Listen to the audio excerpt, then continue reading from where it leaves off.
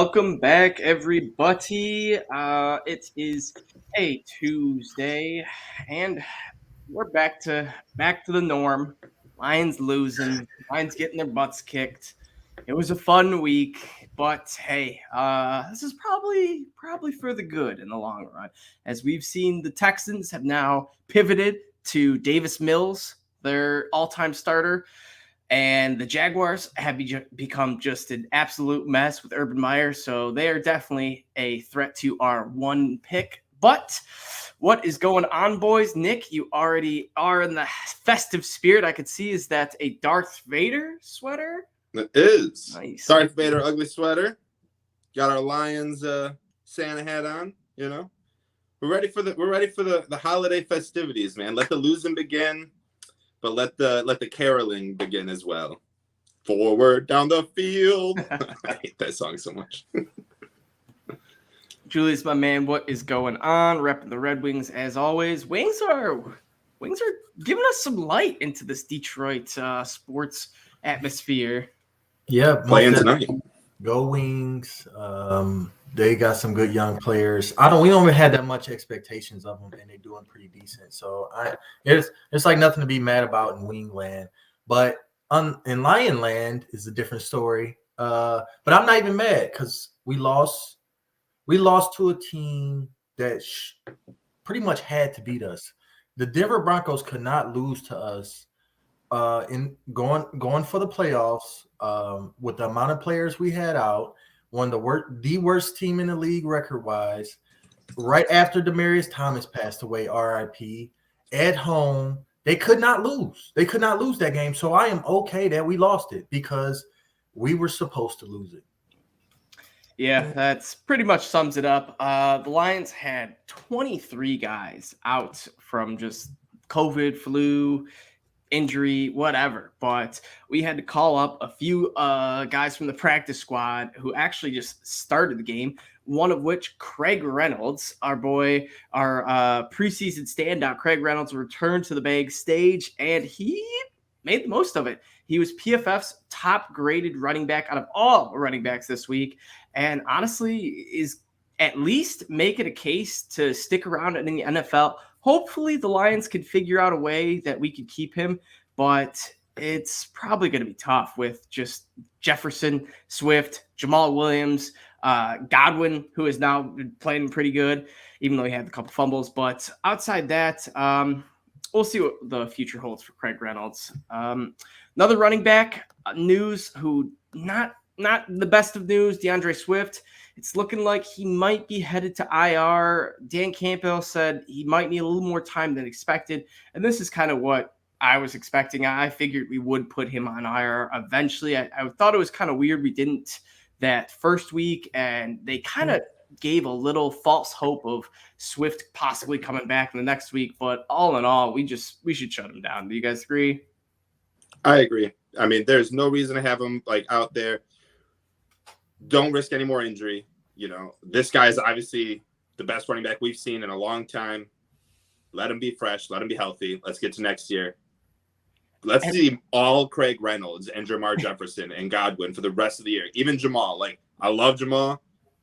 I want to see Craig Reynolds. Dude had 11 carries for 83 yards, averaged 7.5 yards per carry.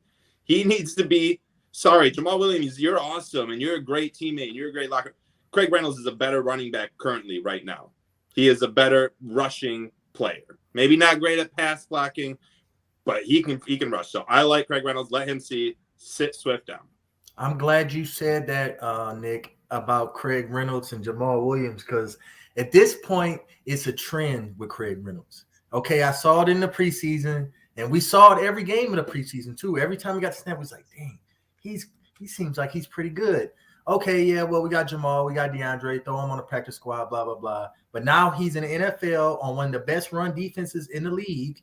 Shout out to our O-line. We'll get to them. One of the best run defenses in the league, he gashed, and he could have gashed them even worse. So Jamal Williams, you better watch out because running backs are a dime a dozen in the NFL. And Craig Reynolds, at his age, at his salary, it'd be great to have, He looks good. Kid looks good. Yep.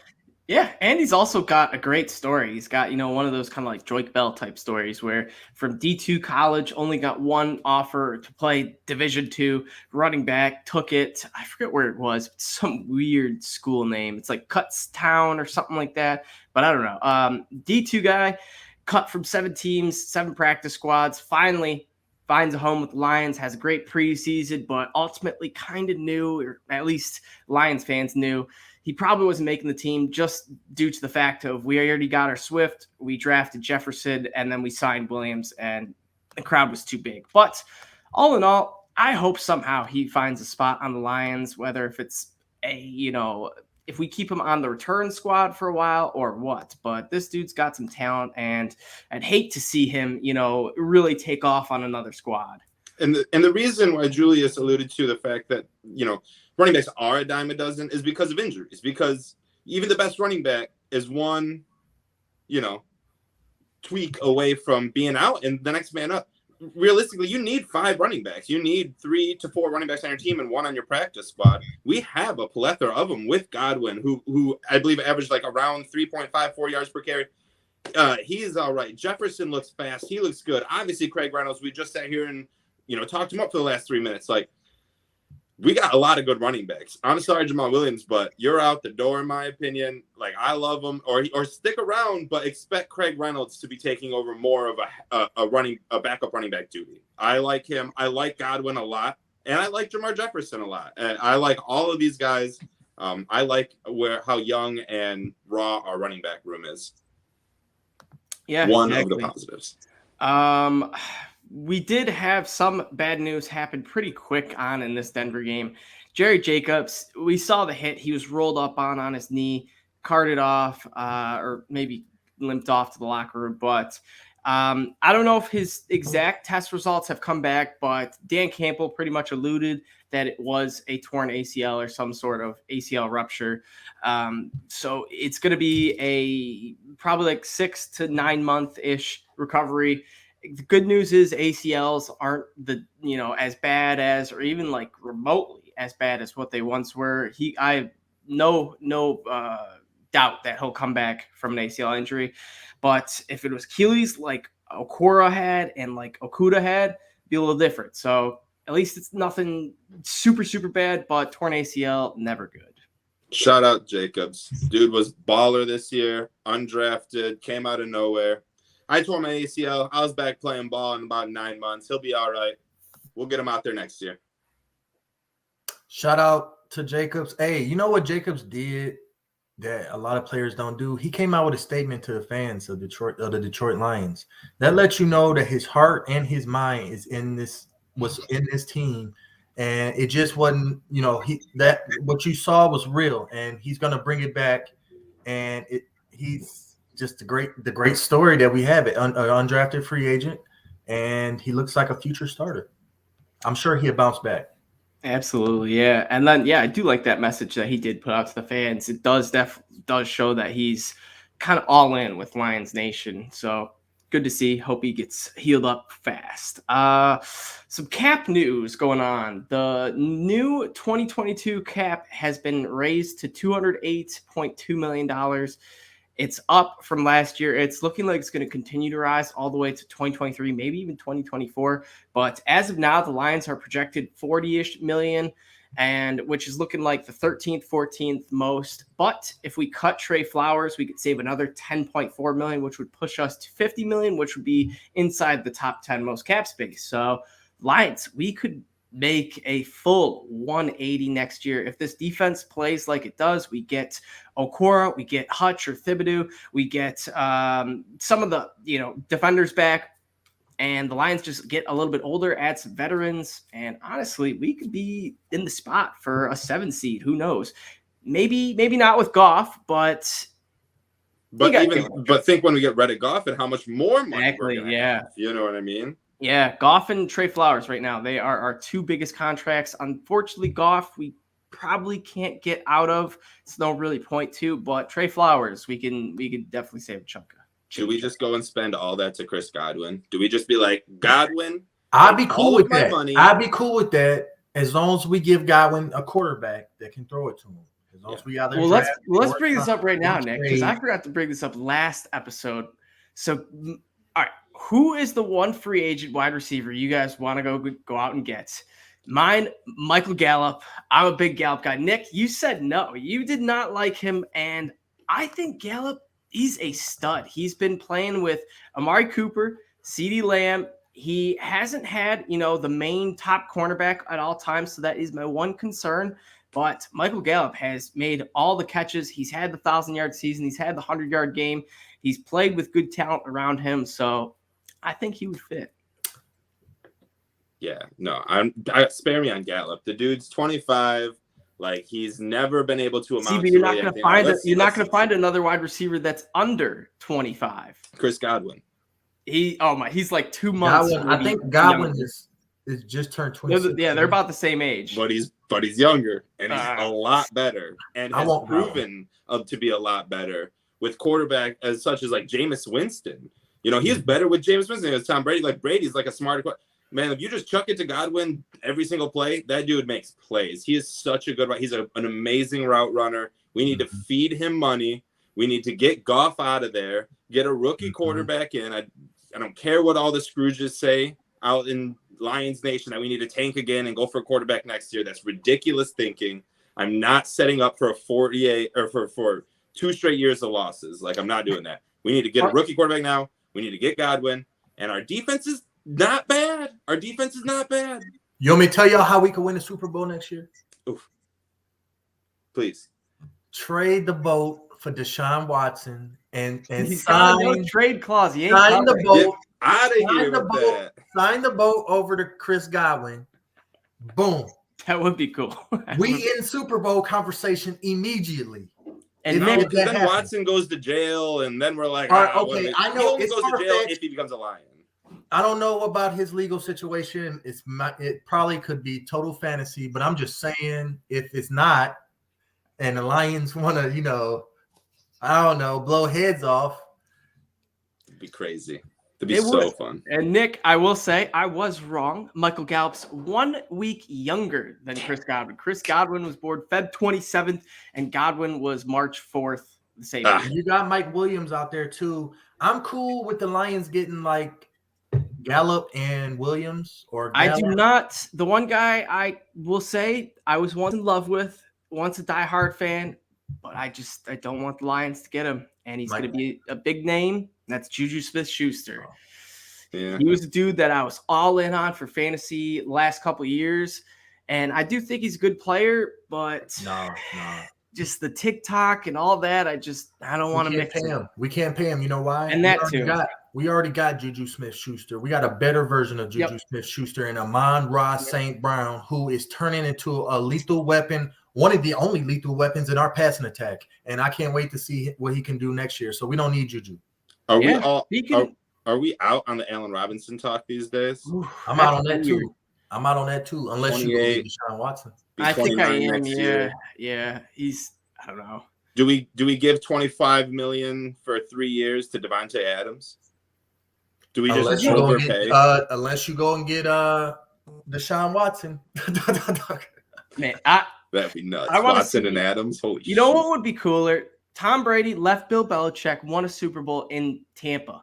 How cool would it be? Aaron Rodgers leaves Green Bay, wins a Super Bowl in Detroit. Not cool. I hate Aaron Rodgers. I do not want to come here. I hate Chris Godwin is the only big money receiver that I feel like we could fit in with our plan of having a young quarterback. I feel like Chris Godwin can work like you said, Nick. Adam. He worked with Jameis Winston. He had Mike Glennon, trash quarterbacks throwing him the ball in Tampa before Brady got there, and he was putting up numbers, and he's still young, and I'm cool with it. I'm just not cool with a lot of these other receivers, these big money guys like Devontae Adams coming in with a rookie guy. Like, I just don't know, because we are, all this dude knows is Aaron Rodgers. He don't know nothing else. Yeah, and really, if you look past the big money guys, there really isn't much. There's like Jacoby Myers, Russell Gage, like Josh Reynolds, Khalif Raymond for us. But other than that, like Ray McLeod, DJ Shark, like Yeah, it's thin. It's weird. thin. It's thin. At this point, like I want to sign a top tier wide receiver, or I just want to draft a few. Like at this point, like either draft one or sign one. Agreed. both. Yeah, both. Or that. And I think honestly, with Brad Holmes' kind of draft history and him getting Cooper Kupp and Amon-Ra is now kind of looking better, it's given me some hope that.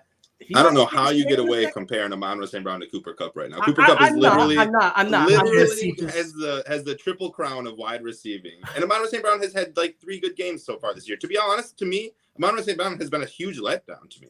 And it could be because Goff isn't getting it to him, but I truly expected like 850 to 900 yards out of him. He's come along later in the season. Yeah. He has, absolutely.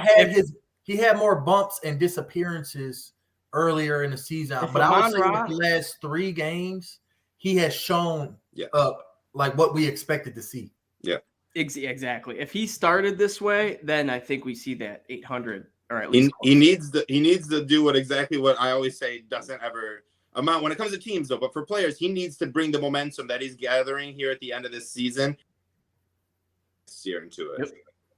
Yeah. All right, let's move on. Let's talk a bit about this blowout victory. What am I saying? Loss. I wish. That was weird. Were we back in 2011 when we beat Tim Tebow? Yeah, honestly. So we did have a couple positives. Craig Reynolds, top-rated running back. Penei Sewell, top-rated offensive tackle. And Amon-Ra, 8 for 73. Aleem McNeil had a sack. And I'm drawing a blank on our kickers. Riley Patterson. Is that our kicker, I want to say? Does that sound familiar? Riley Patterson? Riley something? That's his name.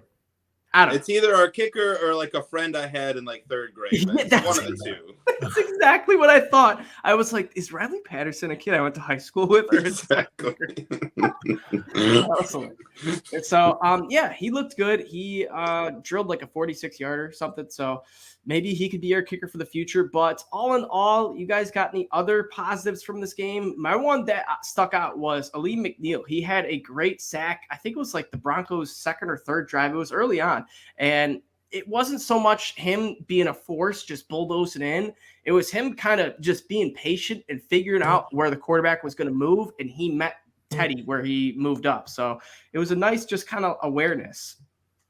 Yeah, I agree. Alan McNeil and Levi Orzworski are like the Amon-Ra St. Browns of the defense right now, where they kind of wasn't around in the beginning of the season like that. But the last few games, they've been poking their head in the door more and more. And that is a testament to the coaching and to the development. And it gives you hope for when the season ends with a lot of these young guys. Amen. And to me, my biggest takeaway is what Adam, you already mentioned. I will say, like the biggest takeaway is the way that the players addressed the very first play of the game. I said the Broncos sending 10 players out there, not sending out an X wide receiver, which was Demaryius Thomas's spot. Dan Campbell, not accepting the delay of game penalty that accrued. I think that's just a class act by both teams, to be real. Like honestly, obviously by the Broncos, but honestly by Detroit and by Dan Campbell to like we're not taking that penalty. I get like when you get in between those stretches, something like Bill Belichick, I'm sure would probably like not agree to that and be like, no, absolutely not. Like I don't know, like, and hopefully he would. Hopefully he's not that bad of a person, but it's just like some guys when you get in between those trenches, it's game mode. It's a war. It is a literal war for 60 minutes, and there is no anything. So it's just I thought it was really awesome that they did that. Kudos to Dan Campbell. Kudos to the Broncos. Rest in peace, Demaryius Thomas. Great smile, amazing person. So happy he won a Super Bowl. Helped win me a fantasy championship, so he'll always be dear to me. Right. But then the biggest thing, the other biggest thing that I take away was Penei Sewell. Look, I tweeted this out, and I'm not going to shy away from this. I know Micah Parsons right now could literally be the defensive player of the year, and he could win like rookie of the year for sure, but he could literally win the whole player of the year or defensive player of the year. I want Penei Sewell long term. I want him right now. I want him next year more than I want Micah Parsons next year.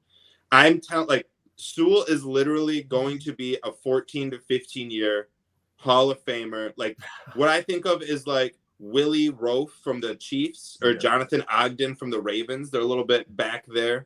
But Andrew Whitworth with the Rams. I was just for about anyone, to say that, like yeah. this is who he's going to be. It is in his blood. It is in his nature.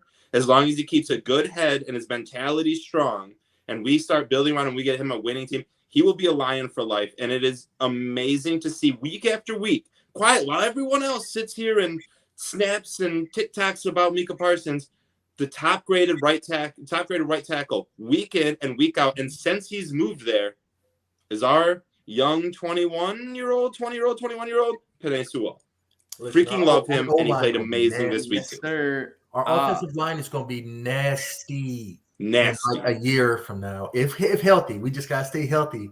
But, oh, my God, if we got all 5 starters, it's going to be crazy. Nick, you summed it up perfectly. The tackle, the offensive line position can give you a little bit more longevity than, I guess, most positions, especially like linebackers, guys like that who are taking hits all the time and, getting in there all the time. But we just saw the first ever 40-year-old right tackle make a start, and that was an Andrew Whitworth, ironically blocking for Matthew Stafford.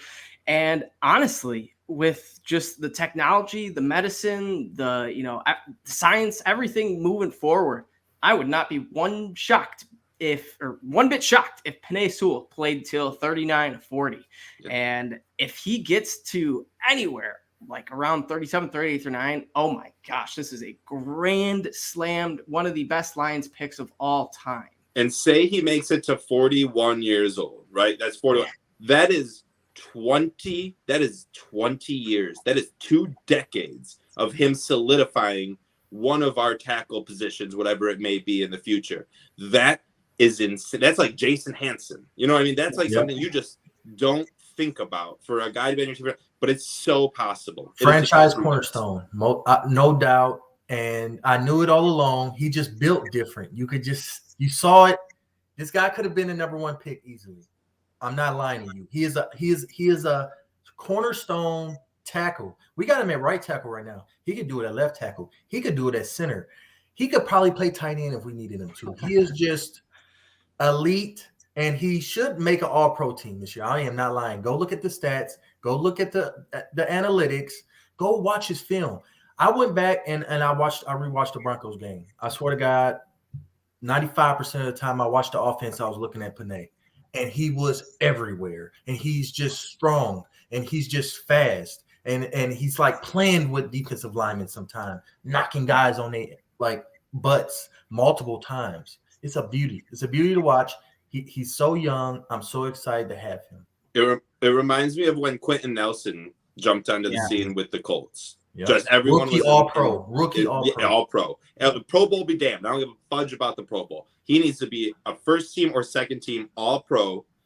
That his rookie year, that would solidify him as one of the best right tackles of all time. And I almost would start to argue if I want to move into left tackle. I'd rather just go trade for Tua and make my right side my blind side than see if Steve Young can still play. Let him, if he's that good there, let him go.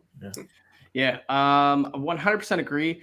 Now, this brings me to my next question. And although a lot of Lions fans have been agreeing on that Sewell over Parsons was the right choice, and we even had Pride Nation post a poll that had 95% agree that Sewell was the right pick. So that's awesome to see that pretty much all Lions fans are in on Sewell and no one's really second guessing. But the Carolina Panthers did give us an offer of the 8th overall pick for Matthew Stafford. We probably would have taken Micah Parsons with that 8th overall pick. Knowing this information, would you guys have went back and taken the Panthers deal, or are you still okay with the Rams 2 first-rounders? I'm okay with it. Personally, I'm happy because Penei Sewell, I mean, I can't say that Micah Parsons would have more team success right now. More of a rookie impact than what Penei Sewell is giving us. I mean, you say if we get both though, we would have had both. Situation we would have had both of them because we trade Stafford to the Panthers. But we wouldn't have the Rams picks. So that's Michael Parsons with the other pick. If so like to me, it's like, how do you weigh it out? Do you want Micah Parsons or do you want 2 late first round picks? Right now, I want Micah Parsons. I want Micah Parsons. Hey, is that the question? Is that the question? Do I want 2 late first-round picks from the Rams? Basically, right, Adam? Yeah. Or it was report. Yeah, it was the Panthers were going to give us the number 8 pick, and I think like a 6th rounder. Based off what we know right now, with our eyes of Micah Parsons and the rest of the world around us, I want Micah Parsons. Give me the Panthers pick. Yeah, I would go back in time and say F the Rams. Yep, you're right. Yeah. But we also did get a 3rd-round pick from him this year, right? Or last year? Yes. So we got Lee McNeil. Who did we draft with that pick? Parsons would be the Sewell of offense. Yes. So it's basically Parsons or 2 late first-round picks and Lee McNeil. That kind of puts it a little bit more. I mean, it's close. It's close, though. But they talking in Dallas. I live in Texas, man. In Texas right now, they talking about Micah Parsons the way we talking about Penei Sewell. And if you got 2 of those guys on your team, you talking about. I mean, life is great. How can you pass that up, dude?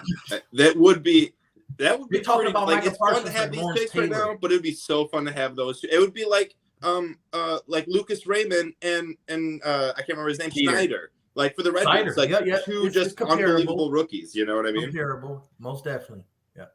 Woulda, coulda, shoulda though. I'm confident Brad Holmes is going to hit it out of the park with these next 2 first-rounders. And honestly, as long as he gets a slam dunk, maybe not even like a slam dunk, as long as he gets a solid pick out of one of those 2, then I'll be pretty happy. But if he busts out of both of them, then oof. I will never remember this, but in 5 years, I want to come back to: would we rather have Micah Parsons or Lee McNeil and the 2 guys that we end up drafting with those 2 picks? We gonna come back. I want to see what we think. I bet it'll be brought up again just because Lions fans love to speculate. 5 years from now. I forgot the Panthers even offered us. I don't know how you think we're going to remember that. I mean, you remember it, so maybe you will. I was like, I forgot about that trade. Yeah, what about this trade? Yeah, it was. My one buddy brought up a group chat, and I was like, "Oh my god, you're right. We very good. Yeah, very good point. Maybe could have had both." So see, neither of us even remembered about it. We're not going to remember in 5 years. But hopefully, our fans will tell us and remind us. Exactly. All 3 of them. Yeah. Don't know what happened to Julius there. I don't know if we lost connection, but that's a power forward. There it is. All right. So boys, I was just thinking about all the injuries we've been having, and I went back and looked at our week 1 depth chart and kind of compared it to this year's depth charts. And Nick, I'm going to need you or Julius, whoever's got a pen and paper, something just to write some tallies down. I'm going to count up to see how many starters we lost to at least a few games to possibly the season. So without further ado, we are starting on the offense. Tyrell Williams knocked out week 1, concussion, never recovered, was eventually cut due to an injury settlement. So he's out. Quintez Cephas, broken collarbone, week like 6 or 7 around there. He's out. Taylor Decker started on IR, was not as healthy as we thought, took him way longer than expected, but he's back, but was out. Frank Ragnow, turf toe, he is out. Keep moving on. I guess you could even throw TJ Hockenson in there, who's missed a couple games. He's been banged up. DeAndre Swift, injured shoulder. He's now missed the last 2 games and could possibly end up on IR. Jamal Williams, COVID. I guess you could put an asterisk next to that one since it wasn't really his fault, kind of. But still, missed some time. Ali McNeil, I'm not sure if he was injured or what, but I know he did have a slow start / missed a game or 2. Who else? Jeff Okudah. Oh, yeah, Jeff Okudah, of course. Torn Achilles. That was a big one. I get to Mount Honolulu. Wait, who? Jeff Okudah, torn Achilles. Jeff Okudah, torn Achilles. Trey Flowers. Yeah, Trey Flowers. All right, no. Was Flowers injured? Yeah. Flowers injured. Okora. So yeah, Trey Flowers, Romeo Okora. Yep, another one. Isn't Julian Okora injured now too? He may be. I mean, our whole roster is ravaged. Okay. And now so far we've got like 12 players, and they're literally our best 12 players. Jerry Jacobs too, torn ACL. Jerry Jacobs, our 13th Jared best Goff player. missed a goddamn game. Yeah, Jared Goff, he did miss a game. How could Jared Goff be on this wasn't list? I wish he available would have for got like injured in week 1. Tim Boyle led us to at least 2 wins. He wasn't available until like week 8, though. Like we didn't even start with our backup quarterback. That's true. Yeah, that's true. We Tim Boyle should be anyone's backup quarterback. The Lions were earmarked this year with the worst injury luck by far. But that's okay because this is the year we needed a tank, so it's fine, you know. It's totally cool. Yeah, tank for Kayvon or Aiden is boys. There's a slim chance where we look back at that season and say, "Thank you, Justin Tucker. We wouldn't have had the first overall pick without you." I mean, now likely we are pretty locked into 1 or 2, given just how bad the Texans and Jaguars are, and they do play each other again. So they will break up their tie, and one team will have 2 losses instead of 2 teams or 2 wins. I was out at local watering hole bullshitting about the Lions and brought up, would you rather have the first pick or the second pick? And I was like, well, as a Lions fan, I almost rather have the second pick. Let whoever take one of the 2 defensive rushers, edge rushers first, because whomever we end up taking, I can almost guarantee you that the guy right behind him, he's going to be a star. He's going to be a star. So if we get Aiden, Kayvon's going to be a stud. If we get Kayvon, Aiden's going to be a stud. I would almost rather have the second pick, and we'll just let fate fall to us. You know what I mean? No, I want the first pick because the second pick. Who you can take? The same could be said with the first pick, pretty much. Who are you taking first overall, though, if you want the first pick? You could say if somebody takes Aiden and we end up getting Thibodeaux, then Aiden's going to be good and Thibodeaux's going to not be as good. Oh, that's probably going to happen. It could be reversed. Sure. It could be reversed. So, for sure. But I just rather had a first pick just because, you're the master of the cards. I just like it. Second pick, you don't have to pay as much. Saves you a little bit. When's last time we did have was it Stafford? Last time we had I believe so. Yeah. Lions ironically don't get too many first overall picks. No, it's rare that a team. We still are probably like top. We get a lot of top 5s. We definitely get a lot of top 5s. But we rarely get number 1. I just don't think a lot of teams get number 1 overall often. Like I bet we're still in the top 5 of most number 1 overall picks, even though we don't get it often. But I could be wrong. I don't know. Look that up. All I'm going to say real quick is everyone wants Aiden Hutchinson, and it took him 4 years to become this dude. I read this, and I liked it. Where Kayvon Thibodeaux literally hasn't even hit his potential yet. Like, he is still on the up and up. Like, Aiden was like, yeah, we're good. Yeah, we're good. Yeah, no, we're great. Where Kayvon's like, whoa, he's really good. Whoa, he's great. Whoa, he's very, very great. And he's still got room to go. I know we were talking about Aiden. I'm back on the Kayvon train. I want Thibodeaux first overall. Sorry, Michigan fans. Interesting. All right. Well, we are on the topic. Let's dive into it.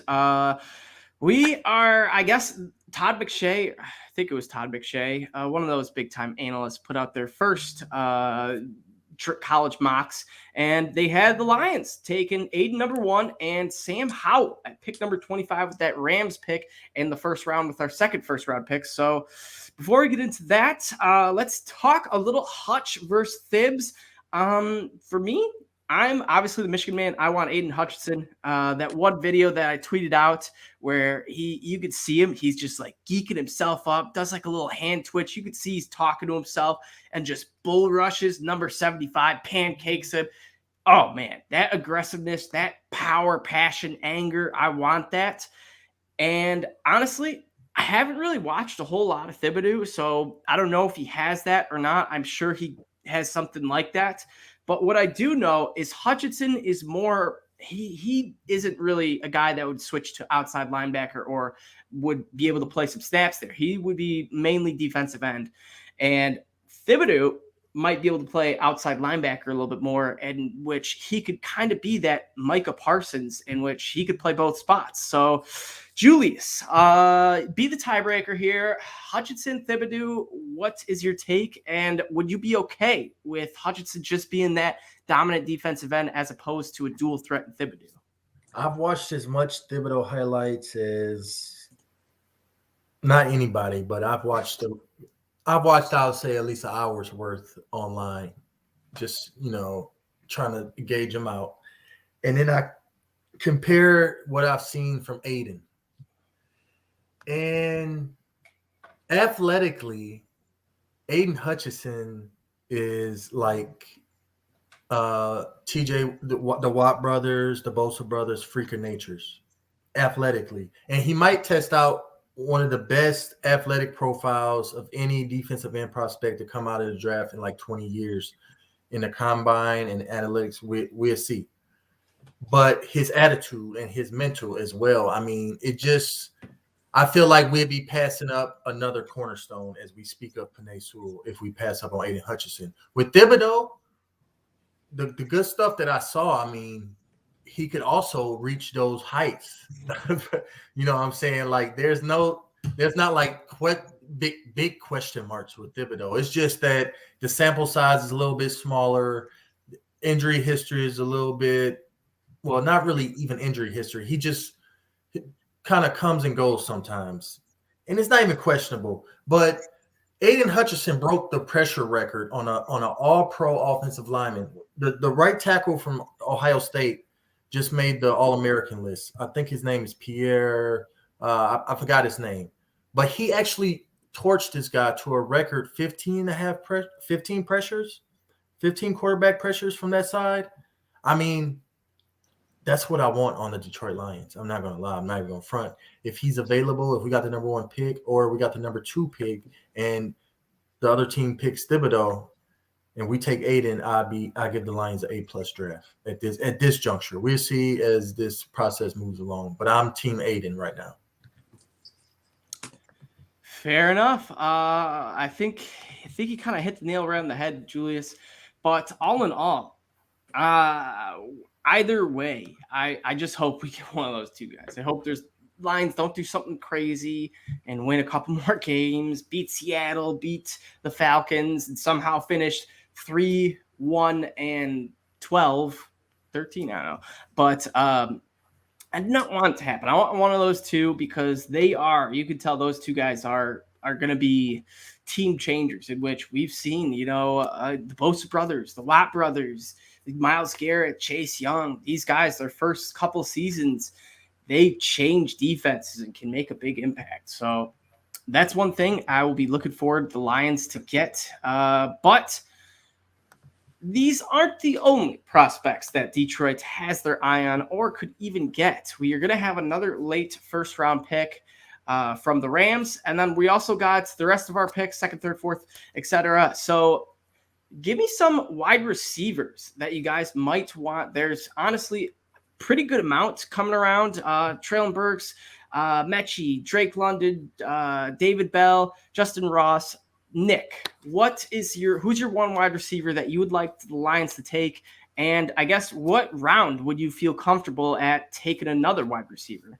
Okay. So for the first wide receiver, I most definitely don't want to get him until the 2nd round. I want first pick, 2nd round to be a wide receiver. I want it to go edge rusher, quarterback, wide receiver. First 3 immediately. The quarterback, maybe it depends. Like Todd McShay has 4 quarterbacks being drafted before we draft one.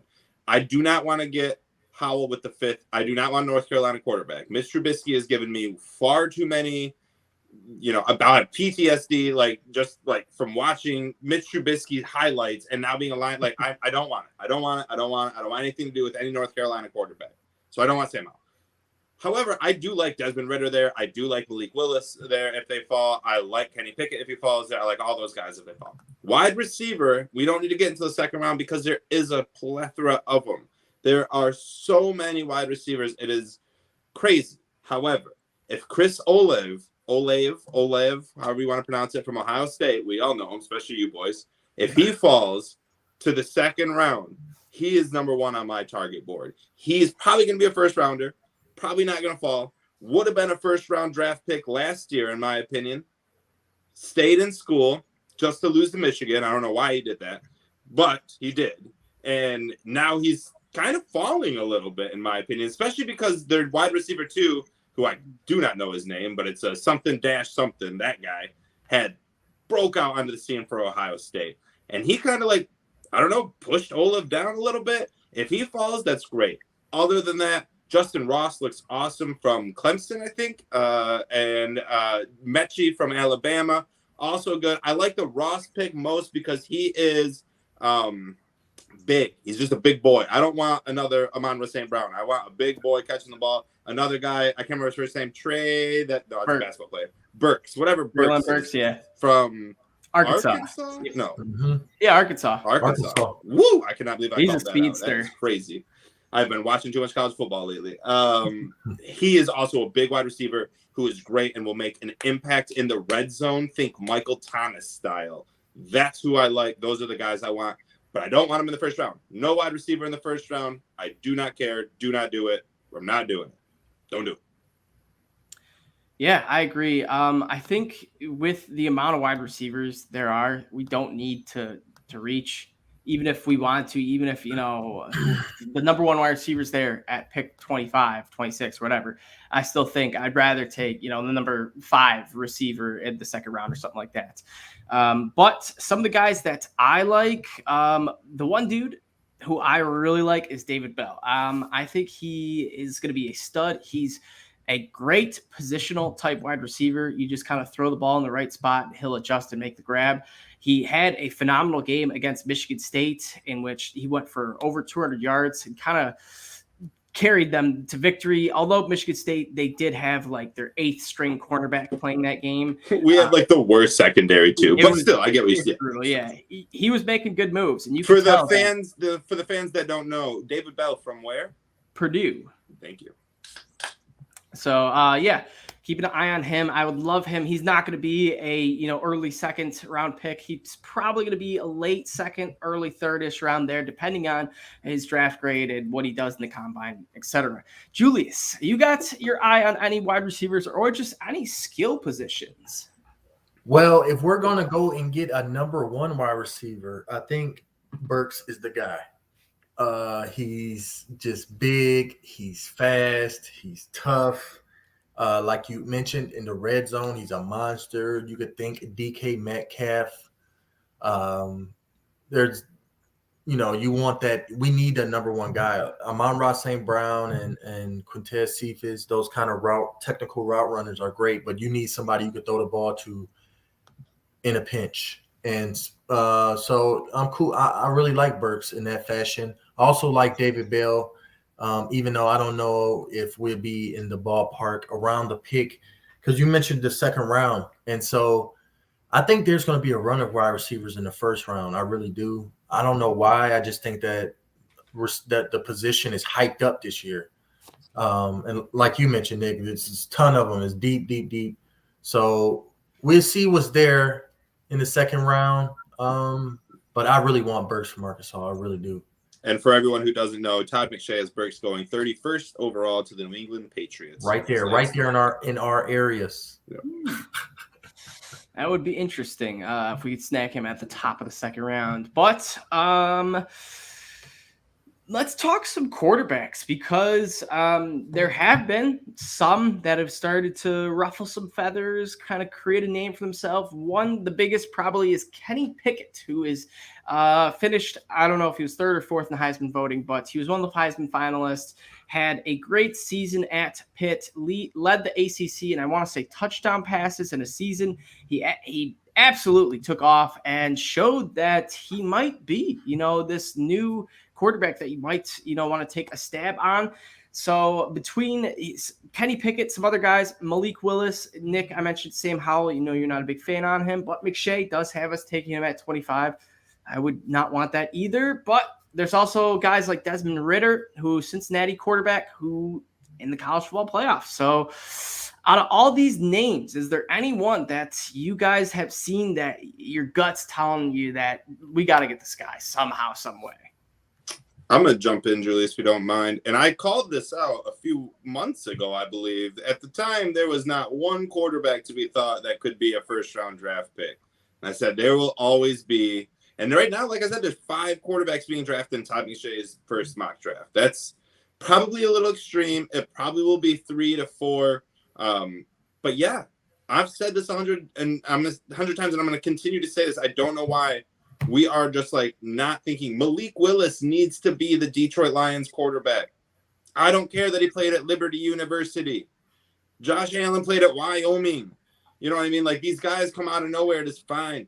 Literally, Malik Willis is fast. He's got an arm like Pat Mahomes. Like, he just gives me those kind of Mahomes vibes. Like, not Justin Field where he's going to try to sit there and be, like a real mechanic quarterback right out of Ohio State, and that's just where he came from. That's what he's going to be. No, dude, this guy is like, I'm going to win the game by myself because the rest of my team are one-star recruits playing at Liberty University. Like, I ain't got nobody on my team. And he knows that, and he wins games, and he does it by himself, and it's outstanding.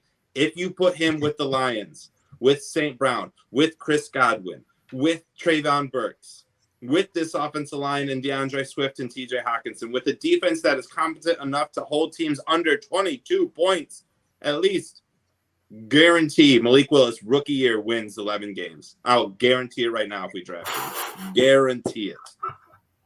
He is that good. He is that good. And I didn't expect these kind of fire takes this early in the draft season. It's gonna suck when the Pittsburgh Steelers end up getting him, and they win 14 games, and everyone's like, "Oh, he played at Liberty. Who would have thunk? Who would have thunk?" And I'll be like, "Yo, we got Sam Howell. You know what's gonna be next cool? Mitch Trubisky," and we're like, "Yeah, he's you know our what's gonna guy." be cool is when the Steelers trade in the offseason for Kirk Cousins, and they not really force, but bring the Vikings into a rebuild just after the Lions do. Aaron Rodgers leaves. Lions draft Malik Willis. 11-win season. Super Bowl next year. You see it now, Nick? Malik's winning 3 or 4 if he comes to the Lions. Whew, Put it on the board. It's too early. It's too early in the process for me to anoint any quarterbacks right now as the savior at that second first-round pick we got. At that pick, it's just too early. I got to look into it deeper because it's just too many middling names like Pickett and Willis and Howe and Corral, and it's just I got to look deeper into it. I'm not ready to. But I do like Willis from the preliminaries, from what I've seen highlights. You're right. He got a rocket arm and he has dangerous mobility. Now that's what I want. Yeah. I mean, everything else remains to be. Can he manage an NFL game? We'll see. We'll see for sure. And to be all honest, if Desmond Ridder goes out there and beats Alabama and puts up 45 spot and wins 45 to 43, now Desmond Ridder, like I have, like when I just off preliminaries, watching him, he seems like he could maybe come in and you win right away. Because like you said, especially if he go out and can beat Alabama, undefeated season, this guy is a winner. So, so we'll see. Absolutely. Yeah, anything can happen, especially with these bowl games coming around. A lot of players' stocks can rise and drop. One thing I hope to see is no big injuries because that's happened a few times. The most notable, I'm sure you remember, Julius, when Jake Butt tore his ACL in the bowl game in which he was playing as like an all-pro, second-round, third-round type tight end, tore his ACL and pretty much killed his career, honestly. So don't want any players to go down to a nasty injury just because something fluky happens. But let's move on. Let's talk this Cardinals game real quick before we wrap things up. The Lions are a 13.5-point home underdog. The over-under is set at 47.5. The Cardinals are coming off a short week. We did see James Conner and DeAndre Hopkins get banged up in the last couple plays, so perhaps they don't play. But all in all, boys, do the Lions cover? No. I know Arizona, especially after the loss too. It's like the Lions could be in for a nice old 44-6 butt whipping we saw earlier this season. Yeah, that might be right. I was gonna say it could be a trap game, but they lost last week. The Arizona lost last week, so it's no longer a trap game. Yeah. It is a get right game for Arizona. Yeah, man. If that's Arizona what it is, it'll just the Broncos, what they did, Cardinals, welcome. We're here for you as well. Yep, it's all right. We don't need any more wins. We got our one. We good. Yeah, let's get our first round pick. Just don't beat the Falcons for a victory for the rest of the year. Maybe against Green Bay. Yeah, I wouldn't mind Green Bay. So I guess with that being said, do you guys Do we want any more wins? Because this week we do have the Jaguars and the Texans playing. Both of those teams have 2 wins. Another win, or one of them will get a 3rd win, but the other team will be pretty much stuck at 2 wins for the rest of the season. I will say if the Texans win, that will help a lot more because the Jaguars still have to play the Jets, in which the Jaguars could easily beat the Jets. So there's a scenario in which the Lions could win and we still get that number 1 overall pick. But all in all, I think we should just lose out. Probably. For me personally, I want Kayvon Thibodeaux, and I think if we get the 1st pick, we'll take Aiden Hutcherson. So I'm kind of all right if we end up beating Green Bay, get the 2nd pick. Then there won't be so much like media and pressure and like just, all this hoopla over whoever we get 1st overall, and all be whoever the Houston Texans get. And we'll sit quietly with Kayvon, and he'll battle against Penny every day, and it'll just be an amazing like connection, and our team will be a family. It'll be great. We'll come out doing that or that Hawaii thing or whatever, you know what I mean, that they do, and it'll be just wonderful. That's what I want the Lions' only win to be that game against the Vikings, the way they won that game. I want that to be our only win of the season. That's all I want. That's all I want to think about positively as far as victory when I think about this season. I don't want to think about a win against Atlanta. I want to think about a rah-rah win against even the Packers. No. I just want that Vikings game in my heart and the number 1 pick in my soul. Go Lions. Yes, sir. Go Lions. And Nick, real quick to jump back to our 1st overall pick topic, I'll read you the top 10 teams with the most 1st overall picks real quick. So Bengals round out number 10, 3, 49ers 3, Cardinals 4, Bills 4, Tampa Bay 4, Falcons 4, a lot of teams 4, Detroit Lions 4, ironically, but 2 were in like the 50s. So 1 was Billy Sims, 1 was Matthew Stafford, and then the other ones were like the 40s and 50s. 3 New England Patriots with 5. I think they had 5 legit ones. 2, ironically, none of those 5 were Tom Brady, their best player. The Patriots sucked once upon a time. They really did. They had a long run of suctitude. Rams have 6 1st overall picks, and the Colts lead with 7 1st overall picks. But this is kind of skewed because it includes like the 1950s.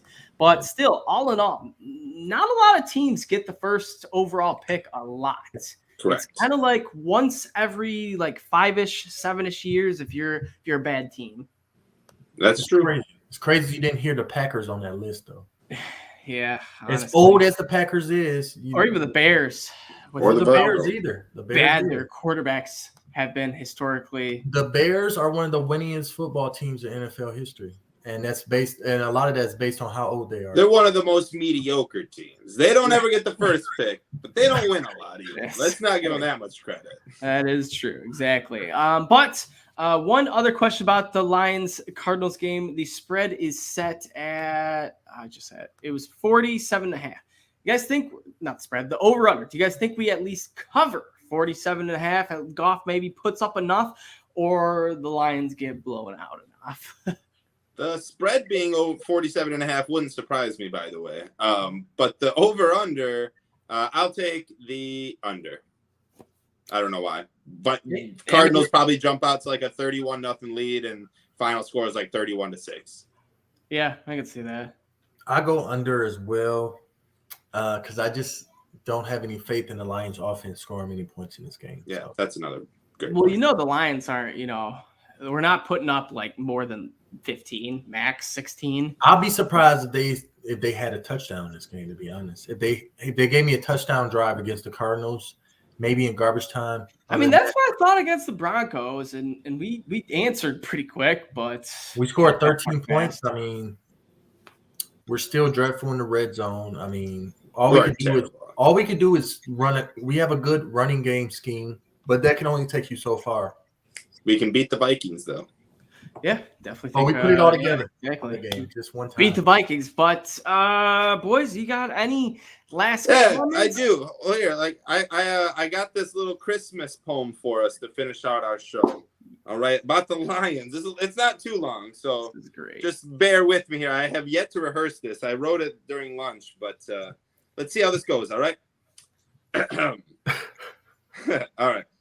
'Twas 10 days before Christmas when all through the house, not a Lions fan worrying about these winning droughts. We still root and wear our Lions gear in hopes that playoff wins are soon near. Full-grown men lay with their stuffed lions in bed while visions of Super Bowls dance in their head. When out on the roof there arose such a clatter, I sprang from my bed to see what was the matter. When what to my wondering eyes should appear but Dan Campbell and a six-pack of beer. We talked about Swift and how he's so quick. It was some mighty good times had by Dan Campbell and Nick. More rapid than Goff's checkdowns, the players they came. I said we're building a team, and I listed them by name. There's Decker and Penne and Amani and Swift, Hutchinson, Amon-Ra, Jacobs. What a gift.